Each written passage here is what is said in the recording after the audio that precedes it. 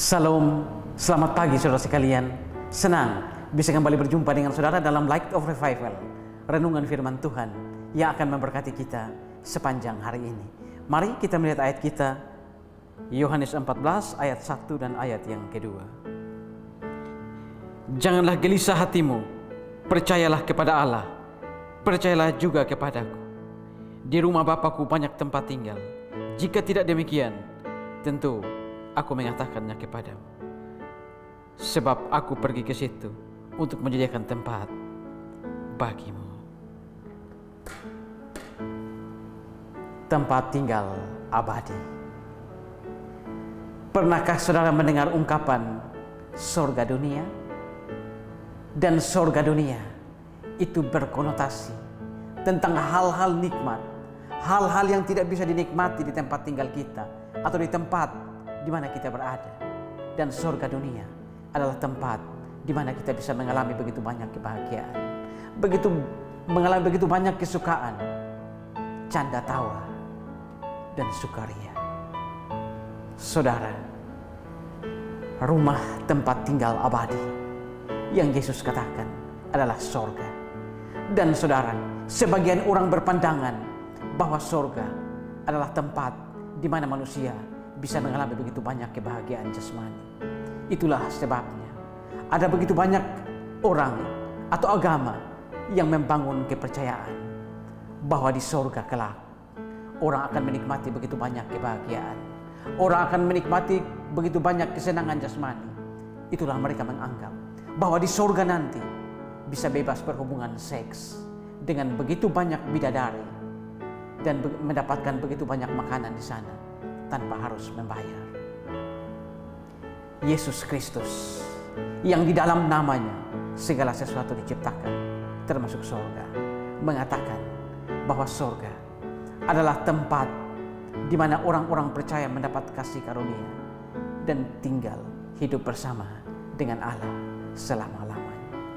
Di surga nanti orang-orang percaya akan mengalami kebahagiaan, mengalami kesenangan, tidak mengalami duka cita.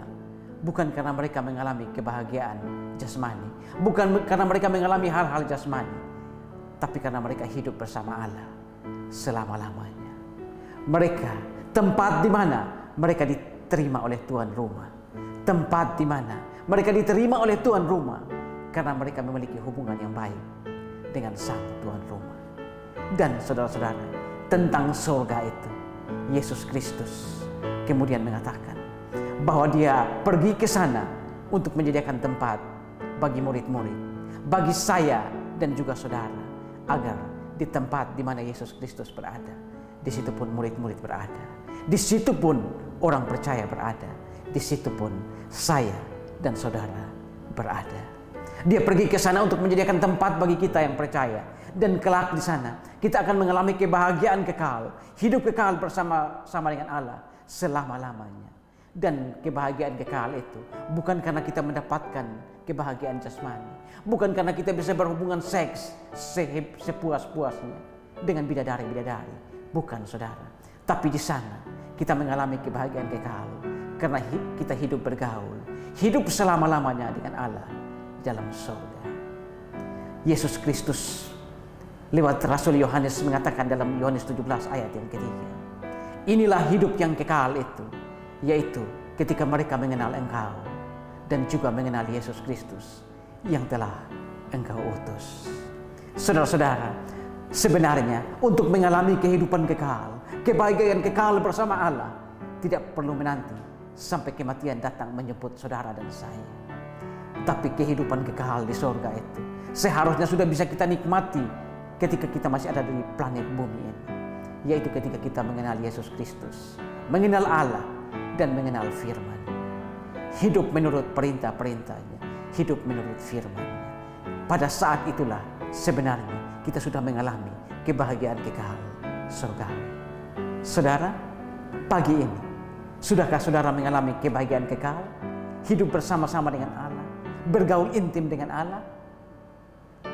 Kenalilah Allah yang telah mengutus Yesus Kristus datang ke dalam dunia untuk mencari orang-orang berdosa. Saya dan saudara yang adalah orang berdosa di mana Yesus Kristus datang untuk mencari kita, memberikan kepada kita kebahagiaan kekal sebelum kita mati atau sebelum ajal menjemput saya dan saudara. Pagi ini, sudahkah saudara mengalami kebahagiaan kekal? Percayalah kepada Yesus Kristus, percaya juga kepada Allah. Turutilah segala perintah-perintah. Kebahagiaan kekal surga itu sudah bisa kita nikmati sekalipun kita masih ada di planet ini. Tuhan, terima kasih untuk firman-Mu. Kami belajar dari percakapan Tuhan Yesus dan murid-murid ketika Tuhan Yesus akan pergi meninggalkan mereka, menyediakan tempat bagi mereka, menyediakan tempat bagi kami semua orang percaya. Terima kasih Tuhan untuk firman yang menghibur kami, menguatkan kami, dan menjanjikan kami bahwa kehidupan kekal, kebahagiaan surgawi itu tidak perlu kami menanti sampai kami mati, tapi kami sudah bisa menikmatinya ketika kami masih ada dalam dunia ini, yaitu dengan mengenal Allah, mengenal Yesus Kristus, dan juga mengenal firman, menuruti perintah-perintah dan firman. Terima kasih Tuhan. Amin. Saudara, saya terus mengajak saudara untuk menjadikan firman Tuhan sebagai pelita dan terang di sepanjang jalan hidup kita. Tuhan memberkati kita semua.